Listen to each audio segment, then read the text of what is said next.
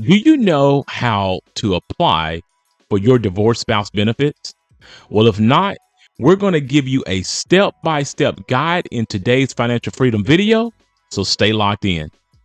Hi, my name is Carson Graves, certified financial planner and president and CEO of the Retirement Education Center. And my name is Andrea Graves, Director of Operations at the Retirement Education Center. For additional concepts on how to maximize your retirement, please subscribe to our YouTube channel and hit the notification bell to be notified when we upload new videos. So Carson, you believe that if you're recently divorced and planning for retirement, that understanding your divorced spouse benefits can make a big difference in your retirement planning. Yeah, absolutely, I do, because when you're talking about your divorced spouse benefit, this could be a major boost to your retirement that you may not even know that you qualify for, but that you could definitely use for your retirement. So today, what we're going to do is give you a step-by-step guide that will let you know when and how to apply for your divorced spouse benefits. But before we get into that, there are always two rules to retirement income that we like to give you. And Andrew, what are those two rules? Well, rule number one is to never run out of money, and rule number two is to never forget rule number one.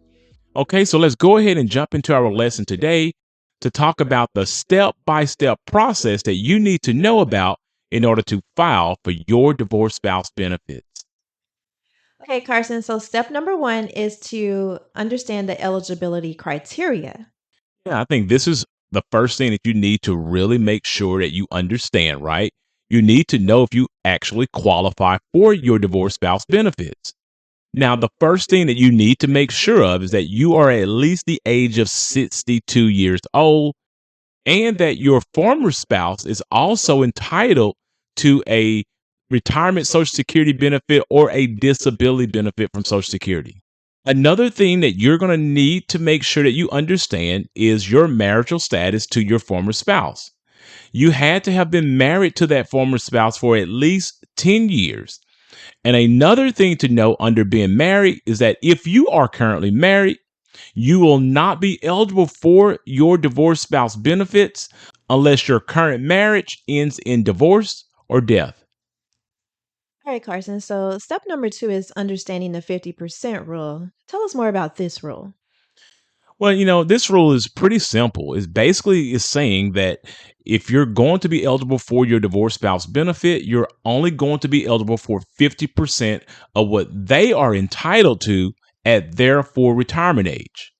So, for example, if that divorced spouse is eligible for $3,000 per month at their full retirement age, if you're going to file for those benefits, you're only going to be eligible for $1,500 per month. That's 50% of their monthly amount that they will be receiving at their full retirement age. Now, under this particular rule here, there are three things that you're going to definitely want to make sure that you understand. One, that if you do file for those benefits at the age of 62, there will be a permanent decrease on the 50% that you would be receiving from your divorced spouse. The second thing that you're going to need to understand is that if you do apply for those benefits under your full retirement age and you're still working and you're making above the Social Security annual earnings limit, you may have $1 for every $2 that you earn above that limit withheld from your benefits.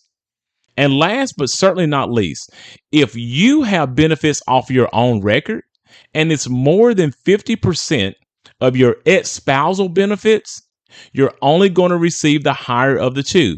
You're not going to receive both benefits. So, for example, as I mentioned, if you're eligible for $1,500 off of 50% of your spousal benefit, but on your own record, you're eligible to receive $1,750 per month, you're going to receive the $1,750 per month when you file for your benefits. So, Carson, step number three is to gather the required documentation. Yes, absolutely. Because now that you know that you do qualify for these benefits, you're going to need to start the application process.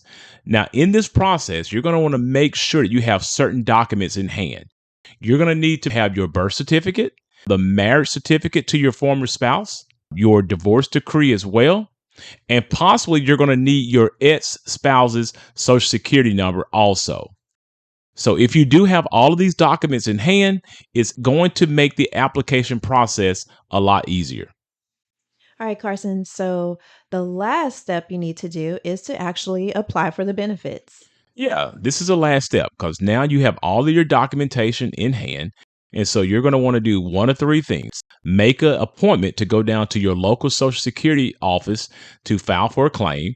You can also call the Social Security Administration to file for a claim, or you can do it from the Social Security website. But as I mentioned, you want to make sure that you have all the documentation in place so you can support the claim that you're filing.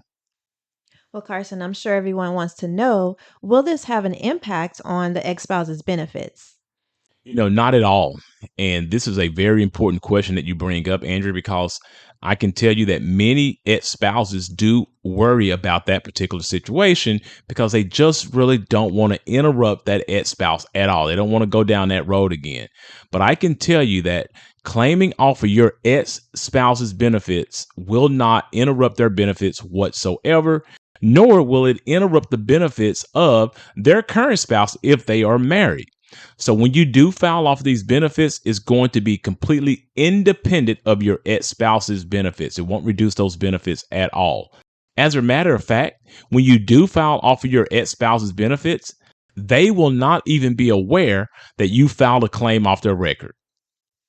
All right, Carson. So, what's the moral of this video? Yeah, the moral of this video is that by understanding the eligibility criteria and gathering the necessary documents and planning ahead, you can easily file and receive your divorced spouse benefits that you are entitled to. Please note that these videos are created for educational purposes only, and that you should always seek out your own financial advisor, your own tax advisor, and your own attorney regarding your personal situation. Also, if you are looking for an independent fiduciary advisor to help you with these types of complex financial matters, we highly recommend that you utilize the links in our description below and go ahead and schedule a 1-hour free consultation with us today. After this video, please check out our other videos that will give you tips on how to maximize your retirement. And if you like this video, please give it a thumbs up, subscribe to our YouTube channel, and share it with a friend. Thanks for watching, and remember, if you have questions, We have answers.